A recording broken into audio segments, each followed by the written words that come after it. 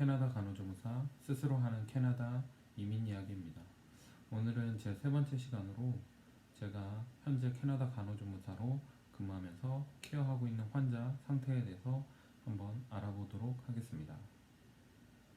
제가 케어하고 있는 환자의 나이는 75년생입니다. 한국 나이로 약 45세 정도 되는 것 같고요. 백인입니다. 키는 187, 8 정도로 상당히 큰 키를 가지고 있고요. 몸무게는 지금은 약 90, 95kg 내외 정도 나가는 것 같습니다. 상당히 덩치가 크다고 보시면 됩니다. 이제 이렇게 75년생의 먼저 학력을 말씀드릴게요. 학력 같은 경우에는 캐나다에서 4년제 유니버시티를 졸업했고요. 정상적으로 졸업하고 이제 정상적으로 어떠한 사고가 없을 때에 이제 영국이 지배하고 있는 혹은 영국령으로 있는 벌뮤다라는 섬에서 자신의 커리어를 쌓고 있었어요. 상당히 외향적이고요. 이제 사람을 사귀는 것도 좋아하고 이제 당시에 이제 벌뮤다라는 섬에서 약 한 달에 뭐 2만 불, 한 달에 2천만 원 정도 수익이 나는 그런 직업을 가지고 일을 하고 있었어요. 대신 당시에 이제 섬 나라기 때문에 좀 이제 익스트림 스포츠가 좀 많이 유행을 하는데요. 이제 제가 케어하는 환자 같은 경우에는 당시 파도 타기 아니면 절벽에서 점핑하는 이런 해양 스포츠를 즐겨 했어요. 이러다가 이제 바다에서 절벽에서 점핑하는 해양 스포츠를 즐기다가 불의의 사고로 인해서 경추 이하의 신경이 모두 마비가 됐습니다. 그래서 별무다에서 이제 국적이 캐나다이기 때문에 사고를 당하고 캐나다로 의료복지를 위해서 옮겨와서 캐나다에서 약 1년에서 2년 정도 중환자실에서 상태 진행을 케어를 받았고요. 이제 상태가 더 이상의 진전이나 아니면 위험성이 없기 때문에 이제 병원에서 입원을 종료하고 이제 부모님 집으로 와서 이제 집에서 같이 생활하게 되었습니다.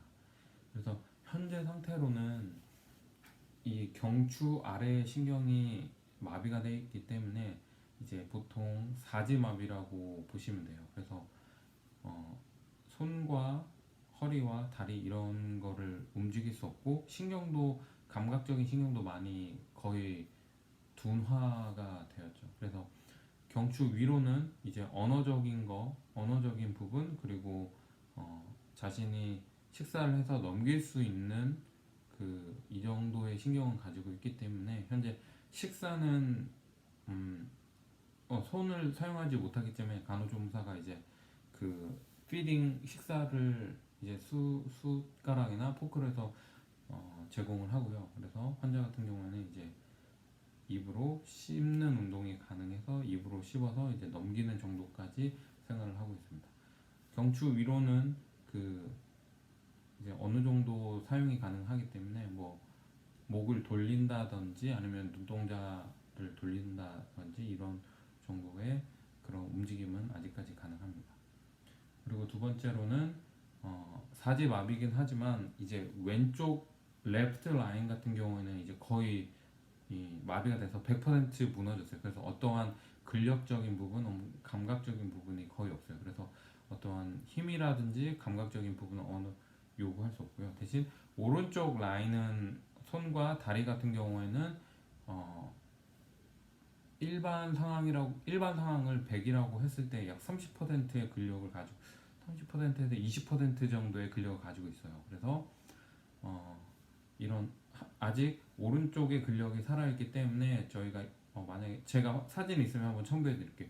저희 같은 경우는 이제 스탠딩 머신이라고 해서 환자를 재활 치료를 위해서 스탠딩 머신으로 일어서서 어느 정도 스탠딩 해서 자기가 서포트 할 수 있는 힘을 유지 정도 할 수 있도록 하고 있는 운동을 진행하고 있고요. 그리고 세 번째로 언어적인 부분인데요. 이제 언어적인 부분 그리고 지능적인 부분은 많이 저하가 됐어요. 그래서 지금은 어떻게 보면 뭐 12살에서 중학교 이하의 어, 요구를 하는 경우가 많이 있어요. 그 뜻이 뭐냐면 물론 정상적으로 캐나다 유니버시티를 졸업했음에도 불구하고 현재 거의 10년 혹은 15년 가량 정상적인 생활을 못했기 때문에 그리고 또 어느 정도 그 언어적인 혹은 저는 제가 의사는 아니지만 언어적인 혹은 지능적인 그 신경계통에도 영향이 있기 때문에 어느 정도 많이 그 일반 사람보다는 많이 저하가 됐어요.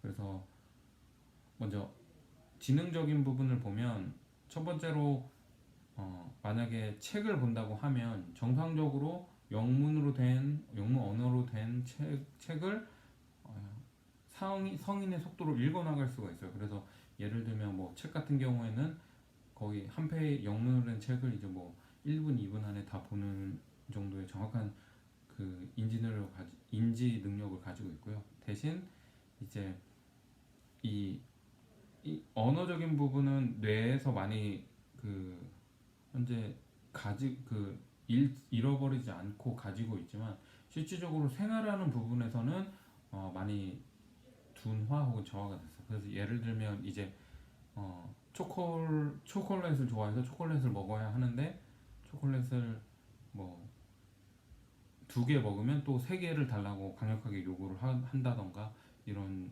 뭐 어느 정도 그 중학교 이하의 지능적인 부분으로 저가 진행 중인 것 같아요.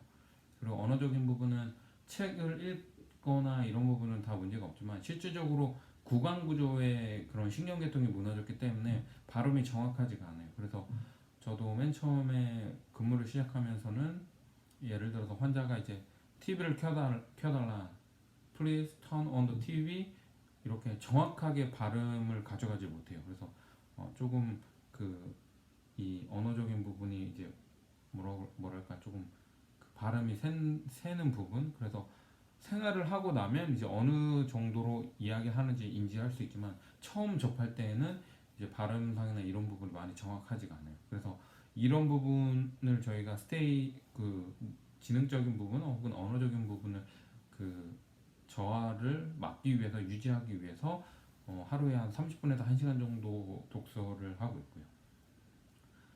그리고 네 번째로는 그 위에서 말씀드렸다시피 현재 4지 마비이기 때문에 100% 휠체어에서 생활을 하게 돼요. 그래서 나중에 제가 제 일과를 소개시켜 드리겠지만 보통 제 환자의 일과는 아침 9시에 휠체어로 오면 저녁 6시까지 계속 휠체어에 있게 돼요.